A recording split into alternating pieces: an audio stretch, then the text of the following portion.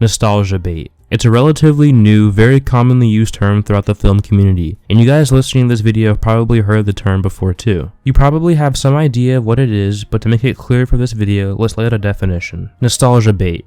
A marketing or media strategy that uses familiar elements from the past, characters, stories, trends to evoke fond memories and emotional attachment, aiming to attract audiences and generate profits, often through reboots, remakes, or sequels that can sometimes feel lazy or opportunistic rather than genuinely innovative. Does that ring any bells, guys? Can you tell what I'm referring to possibly? What movies or TV shows I'm possibly talking about? Anyone? No, but now that you have an understanding of what nostalgia bait is, let's get into why it's important and how it truly affects film and TV as we know it. As I mentioned before, nostalgia bait has been quite a commonly used term over the years, and through those years it has built up a negative connotation because of its correlation with a trend of movies and TV. A trend of movies and TV that were described to be lazy and opportunistic from the Google AI overview. And if that's the case, why are they made? Why do we keep watching them? And yes, I say we, all of us, we have all fallen victim to nostalgia bait at one point or another, and we will probably keep falling victim to it, and that's because of one thing. Nostalgia is addicting. I know that's kind of the sky is blue type of response, but give me a second. Let me explain. We all have that show or movie that we come back to all the time consistently.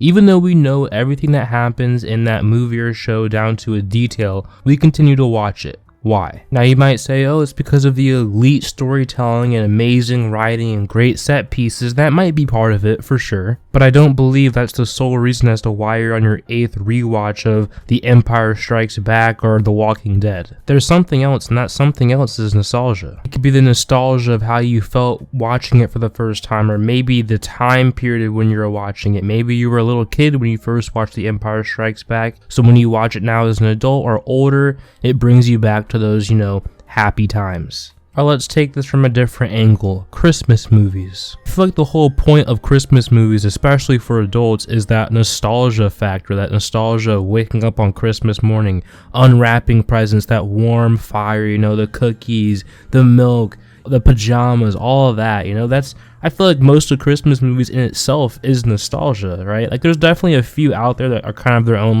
that have a good story, it's its own thing, but I feel like most Christmas movies kind of sell that whole Christmas feel that you had when you were younger, that nostalgia of Christmas. And that's why you'll catch yourself cheesing a little bit when you're watching a Christmas movie. Another great example is the romance genre, right? A lot of romance is built off of nostalgia. The time you had that first kiss, your first hug, your first time when you're with a girl and you're nervous and you're sweating and she's nervous, you're both nervous. That's nostalgia. That's why when you're watching it, you get a little nervous yourself sometimes because you remember that time of when it happened to you, or you remember seeing it happen to somebody in your life. We don't realize that so many things that we love watching it because it reminds us of stuff that happened before in our life. It reminds us of stuff that we loved in our life. The simpler times, the good old days, whatever you want to call it, movies portray that all the time, constantly. So to sum up my point here, nostalgia has always been a part of storytelling, and it always will be. The definition of nostalgia is a sentimental longing or wistful affection for the past,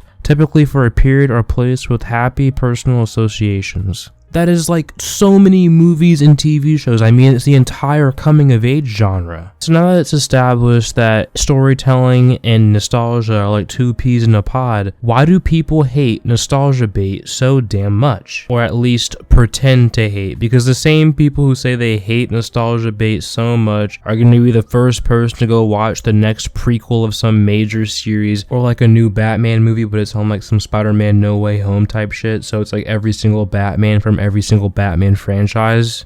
I'm one of those people. I'm that person. Yes, me. I am the person who quote unquote hates nostalgia bait with and will do the things previously laid out. Now, but back on topic, I think the reason that nostalgia bait is universally hated is because it just feels so dirty. Like, we know what the studio is trying to do.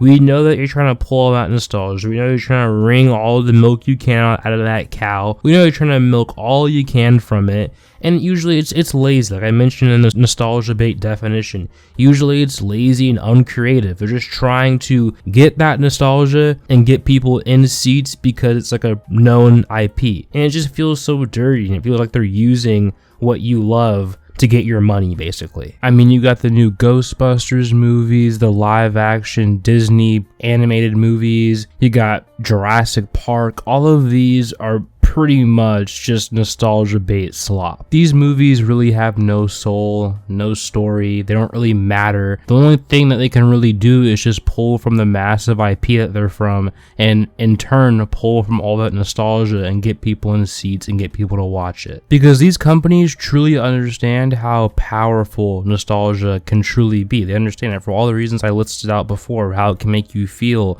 and how it can draw from all these emotions. Nostalgia is a very powerful thing to use, and these companies know it, man. They understand it, and it works. Like I mentioned before, we have all went to go see these nostalgia bait movies. Yes, us, we, and we will keep doing it. And look, I'm gonna be real, some of the quote-unquote nostalgia bait isn't even that bad. Like, some of it isn't even that terrible. Even some of the most blatant nostalgia bait around, like Spider-Man No Way Home. Most blatant nostalgia bait you've probably ever seen in your entire life. It's literally bringing back all the old Spider-Men from all of our childhoods, really. Pretty much anyone watching this video, those Spider-Men are part of your childhood.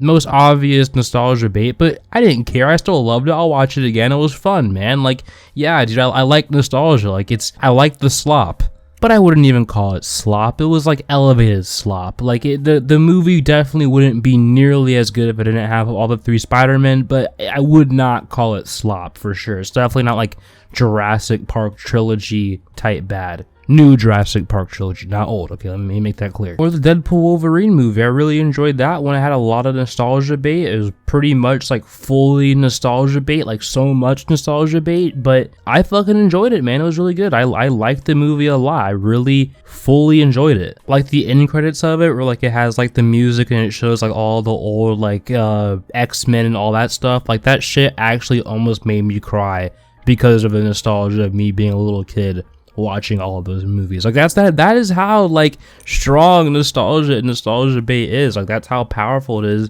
and that's why these companies will keep using it. So is nostalgia bait bad or good? I don't really know, man. I kind of just wanted to make this video about it. I thought it was a pretty interesting topic about like nostalgia bait and like nostalgia and how it connects with movies. Honestly, I think it's like a whole like variation of factors of why nostalgia bait has become so big in Hollywood now. I mean, I think it's happened before. It's been a thing before. It's just become a big trend. I think there's more like various factors coming into play of why it's so big now, but it's just a thing. It's around. Yeah, if you enjoyed the video, make sure to like and subscribe for more content like this. Have a good one. See you later. Peace.